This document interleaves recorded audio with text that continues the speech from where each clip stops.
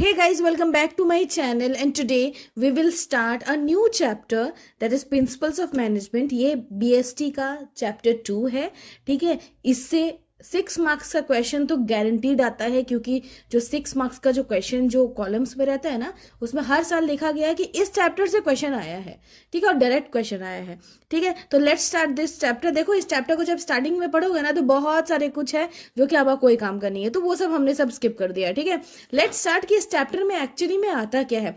देखो, इस चैप्टर में दो लोगों की कहानी है.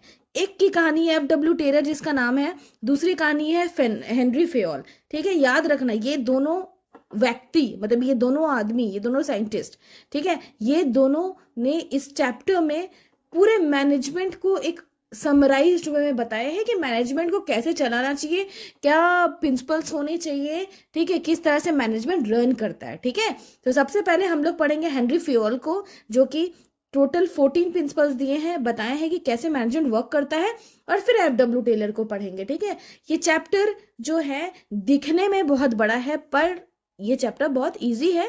क्यों? इस चैप्टर से ना बहुत सिंपल क्वेश्चंस आते हैं, मतलब डायरेक्ट क्वेश्चंस आते हैं. बस आपको ना सारे टॉपिक्स को समझना होगा. लेट्स सी हेनरी फेयोल और FW टेलर के बारे में थोड़ा सा. क्यों? क्योंकि ये एग्जाम में पूछता है. ठीक है, पिछले 2 साल से तो पूछ रहा है.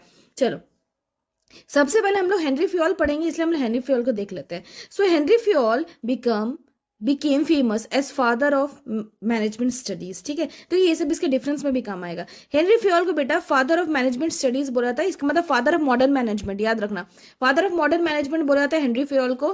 ठीक है, he made clear difference between technical and managerial skills. ये जो है हेनरी फेयोल, इसने ना टेक्निकल और मैनेजेरियल स्किल्स को अलग अलग बताइए, पढ़े हुए आप लोग आगे. तीसरा, he has given 14 principles of management which act as guidelines for managers to perform managerial activities. कि मैनेजर्स को कैसे काम करवाना चाहिए, कैसे काम करना चाहिए, ये 14 प्रिंसिपल्स में बहुत क्लियरली बताए गए हैं. ओके, अब देखते हैं FW टेलर के बारे में. So FW Taylor become famous as a father of scientific management. ये है फादर ऑफ मॉडर्न मैनेजमेंट, ये है father of scientific management.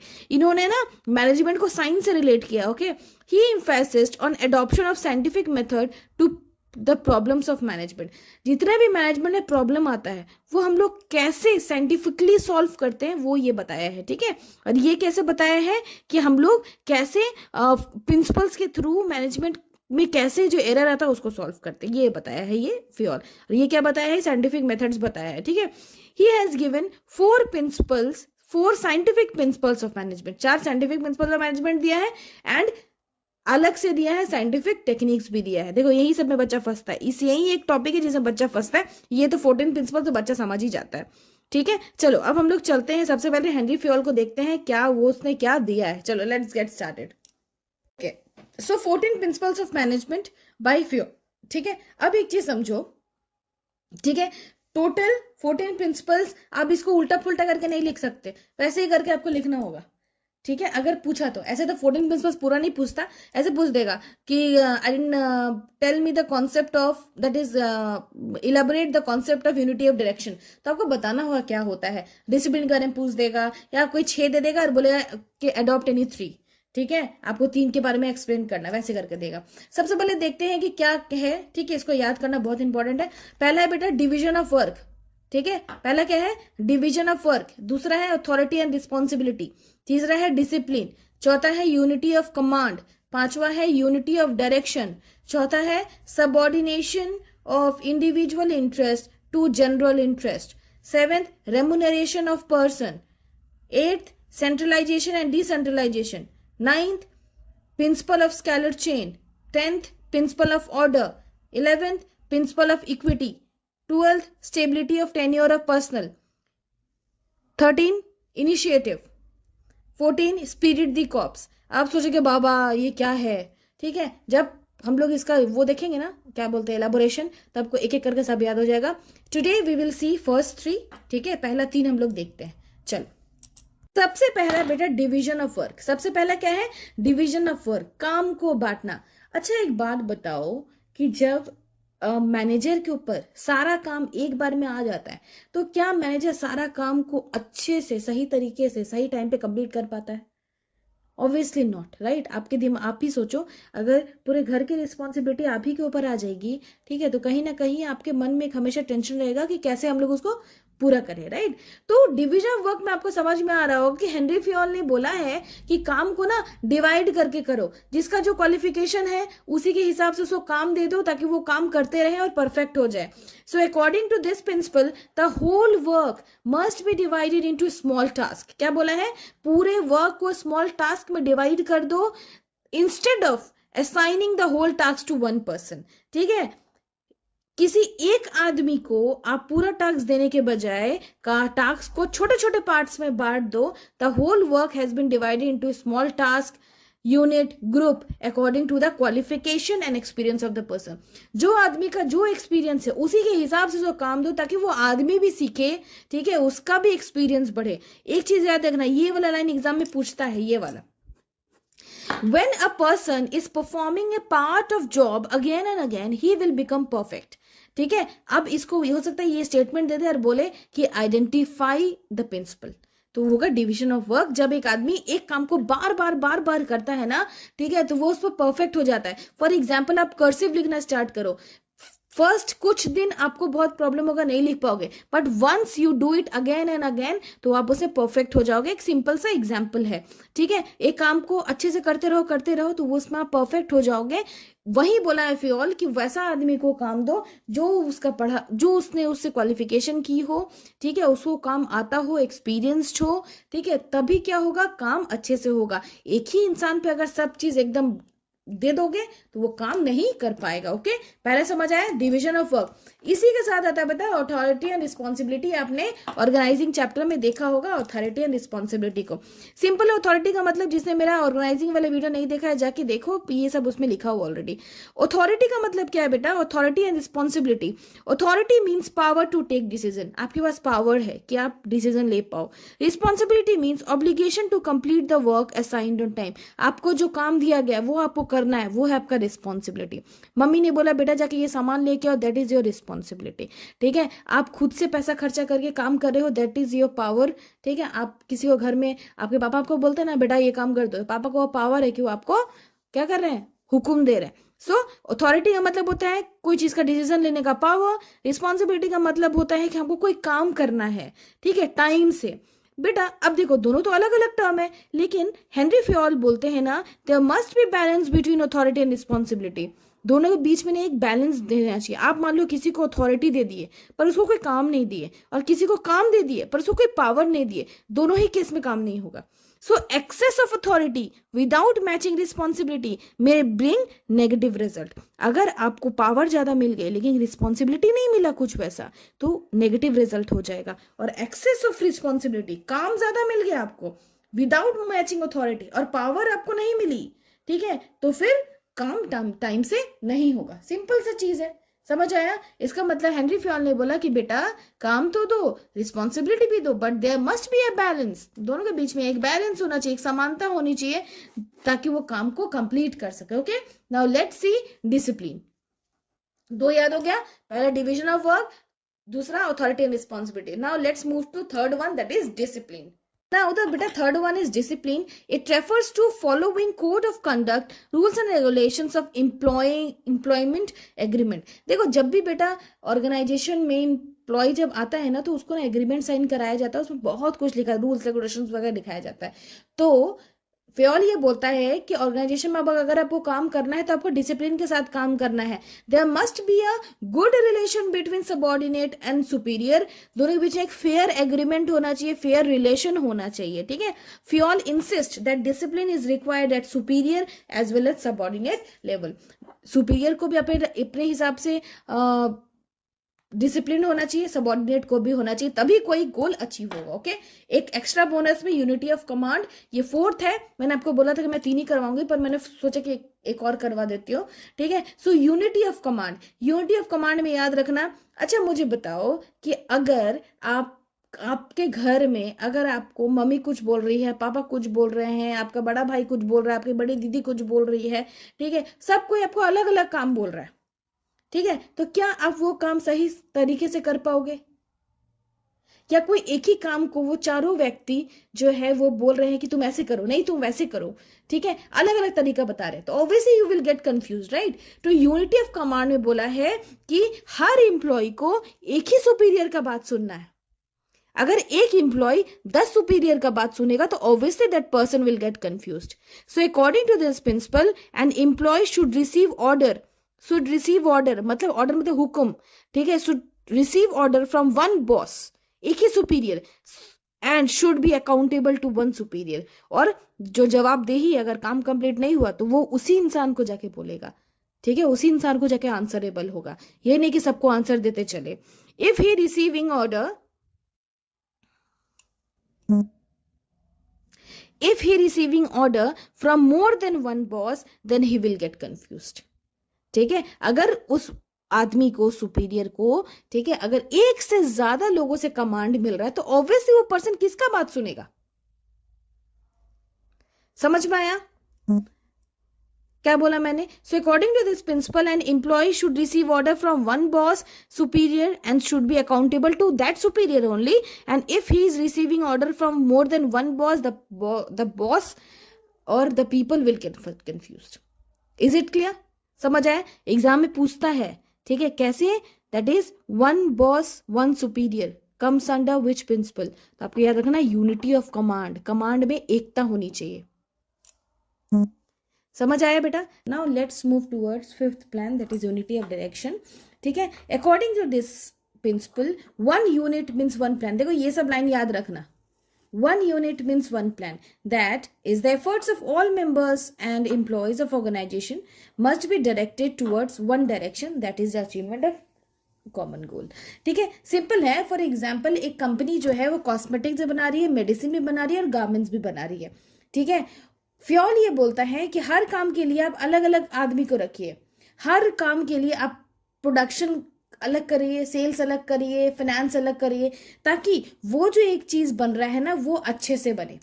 Direction ये नहीं कि कॉस्मेटिक वाला आदमी ये सोच रहा है कि अरे मेडिसिन का क्यों परचेज नहीं हो रहा है या सेल क्यों नहीं हो रहा, ठीक है, वो नहीं होना चाहिए। फ्योल ने बोला है कि आपका जो डायरेक्शन है वो है ना वो कॉमन गोल की तरफ होना चाहिए, जो ऑर्गेनाइजेशन का कॉमन गोल है, प्रॉफिट मैक्सिमाइजेशन, काम को पूरा करना, उसकी तरफ होना चाहिए, लेकिन वो एक दूसरे के ऊपर ओवरलैपिंग नहीं करना चाहिए। आप इसका काम देख रहे हो, वो आपका काम देख रहा है, वो नहीं होना चाहिए, सबको अपना अपना काम खुद देखना है। ओके, नाउ लेट्स सी, देखिए ये बहुत बड़ा नाम है पर इसका दर्शन छोटे हैं, वही चीज है। So subordination of individual interest to general interest, simple से एक चीज बोला है बेटा, जब आप ऑर्गेनाइजेशन में घुसते हो तो आपको दिमाग में ये लेके घुसना है कि हमको ऑर्गेनाइजेशन के लिए काम करना है, ठीक है, ना कि हमको खुद के लिए काम करना है, ठीक है। अगर मान लो कोई एम्प्लॉय ऑर्गेनाइजेशन में घुसता है और घुसने के बाद वो एम्प्लॉय जो है अपना बेनिफिट सोचने लगता है, तो वो फिर इसको वायलेट कर रहा है।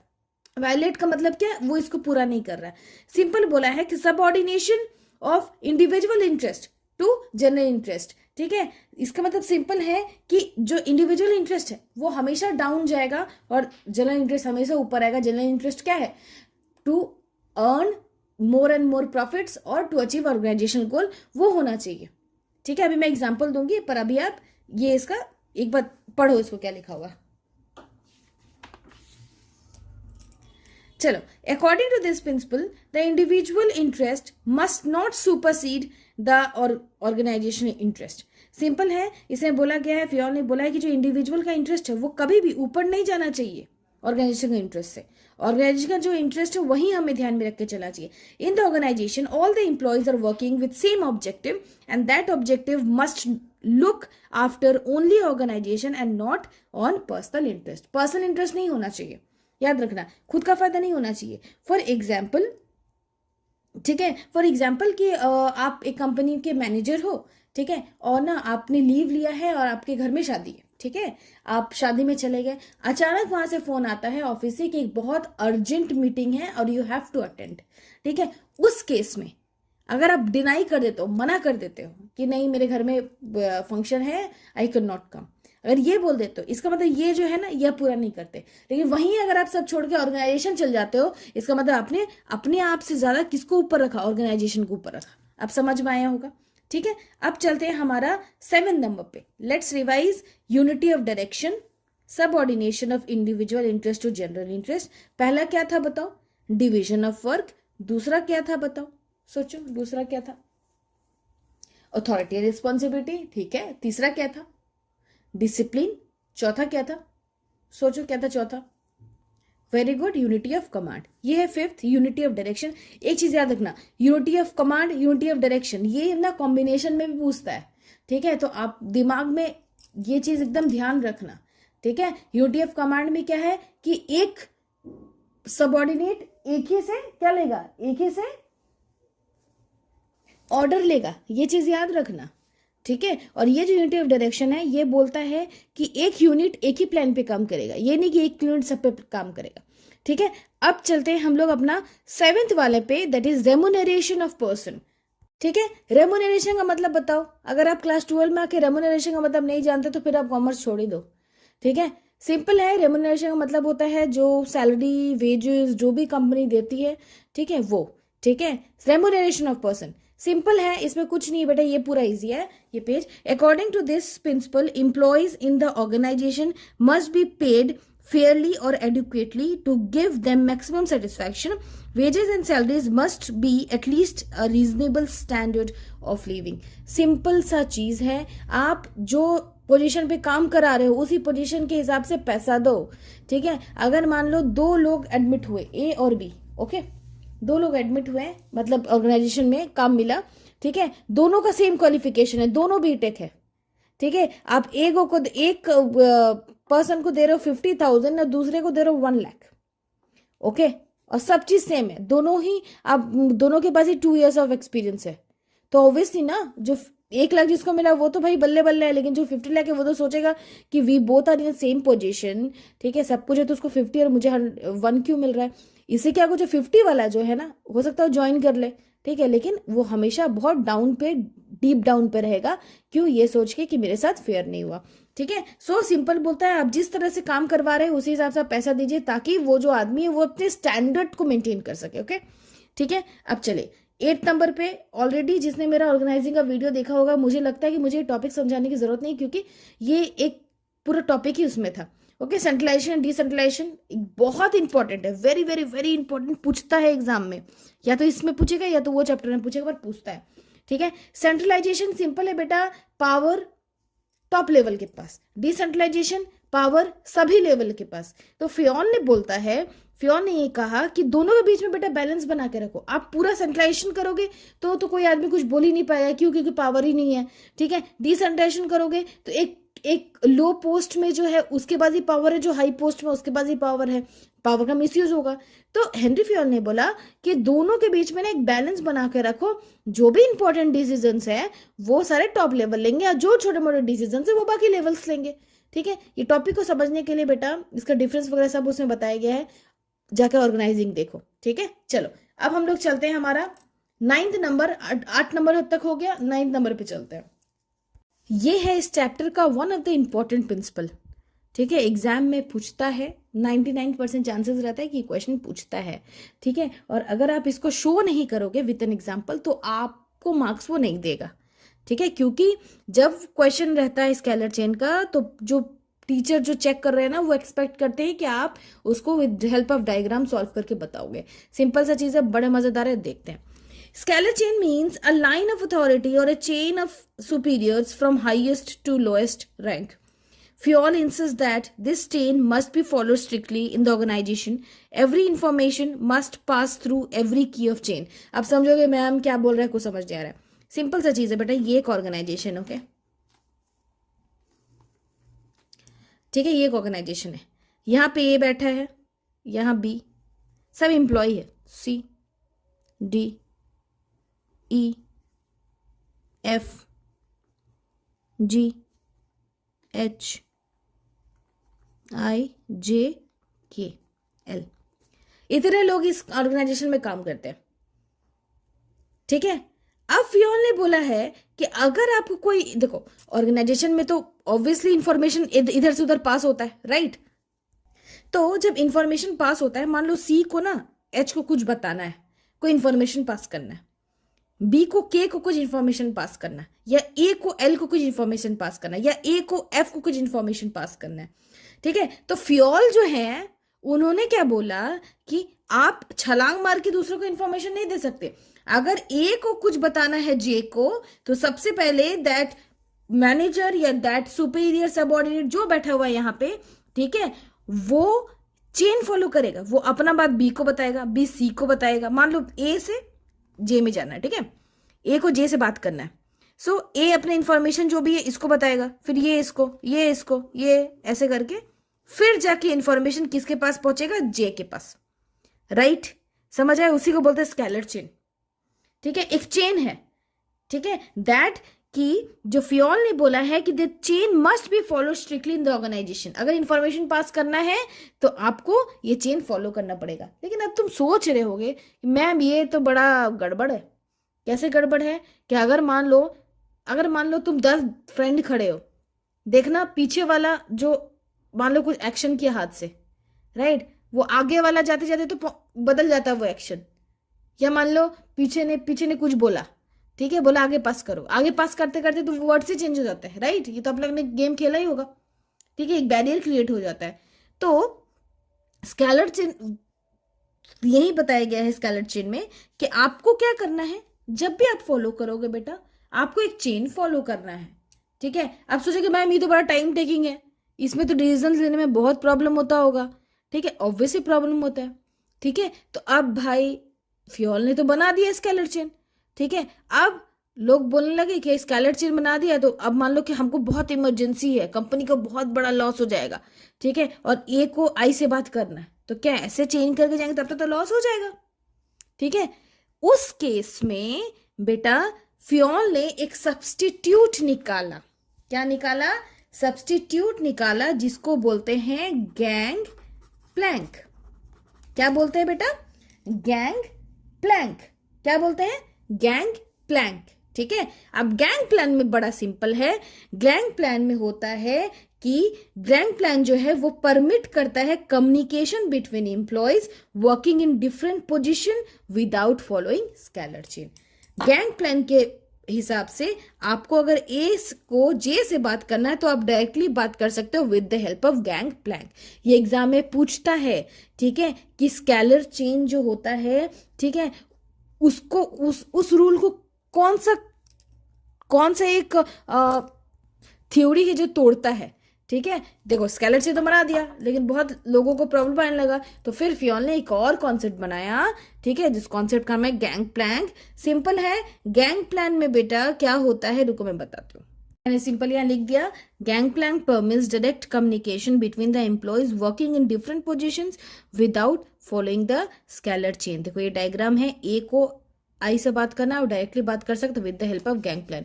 ये इंपॉर्टेंट है, ये पूरा आपको बना के लिखना होगा बेटा, तभी आपको मार्क्स का एक्सपेक्टेशन कर सकते हो। ठीक है, अब देखते हैं हम लोग अपना 10th नंबर वाला प्रिंसिपल। 10 नंबर में है बेटा प्रिंसिपल ऑफ ऑर्डर। ठीक है, सिंपल है, ऑर्डर का मतलब होता है जो भी इंसान या सामान, याद रखना, orderly arrangement of man and material, इंसान हो चाहे सामान हो, ठीक है, सबका एक फिक्स्ड प्लेस होना चाहिए।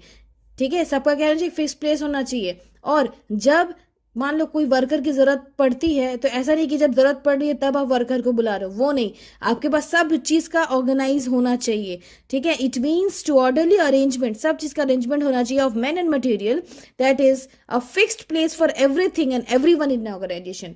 सब चीज का फिक्स्ड प्लेस होना चाहिए। फॉर एग्जाम्पल एक क्वेश्चन पूछा था, एक that in a school books are kept in office. okay, पूछा एक स्कूल में books are kept in office.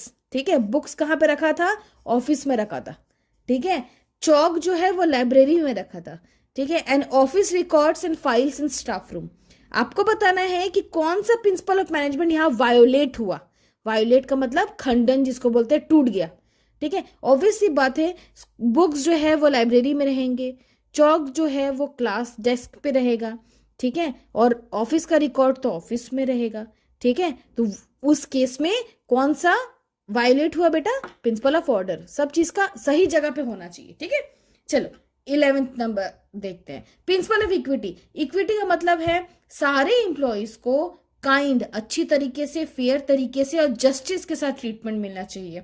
ठीक है, every employee will put their full potential only when they are treated with kindness and justice.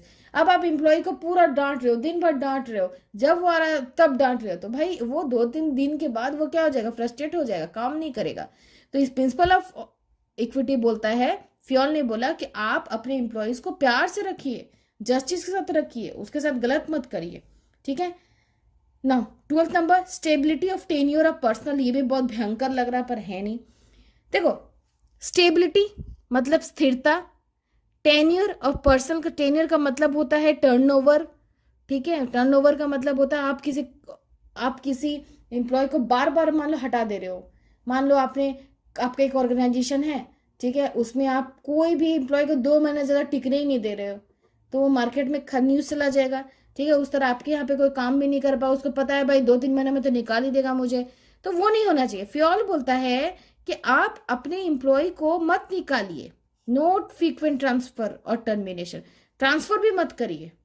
ठीक है. क्यों? अगर जो एम्प्लॉय है वो सोचता रहेगा भाई अब निकाल देगा काम से, तो वो उसका तो जॉब सिक्योरिटी नहीं है. अब जॉब सिक्योरिटी नहीं है तो वो काम थोड़ी कर पाएगा, वो तो डर के रहेगा ना. समझे? ठीक है. अब चलते हैं 13 नंबर पे. अब बेटा 13 नंबर पे है इनिशिएटिव. इसमें सिंपल एक बात बोला है कि ना जो एम्प्लॉय होते हैं ना, उनको खुद में सेल्फ मोटिवेशन बहुत ज़रूरी होता है. अब भाई एम्प्लॉय आया और सिर्फ काम करके चला गया, ना वो कुछ बोला, ना पार्टिसिपेट किया, तो ऑब्वियसली आफ्टर सम टाइम जो एम्प्लॉय है उसको लगेगा भाई हम तो कोई काम के ही नहीं है, हमको जो बोलता है वही करते हैं. तो फ्योल ने बोला कि आप जो है अपने एम्प्लॉय को चांस दो कि वो प्लान्स बनाए, वो हिस्सा ले, वो इनिशिएट करे.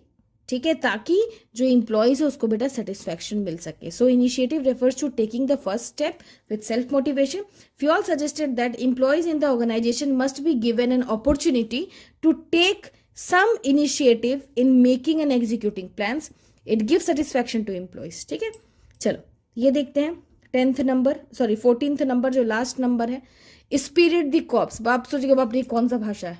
ठीक है. सिंपल है. जब भी ऐसा अटंग पटंग कुछ दिखेगा आपको समझना कि फ्योल ने बोला है कि सबको यूनिटी के साथ काम करेंगे, क्योंकि यूनिटी के साथ अगर आप ऑर्गेनाइजेशन में काम नहीं करते हो तो आपका काम कभी पूरा नहीं होगा. So this principle focuses on union strength, that is management must encourage and promote the team spirit, unity and harmony.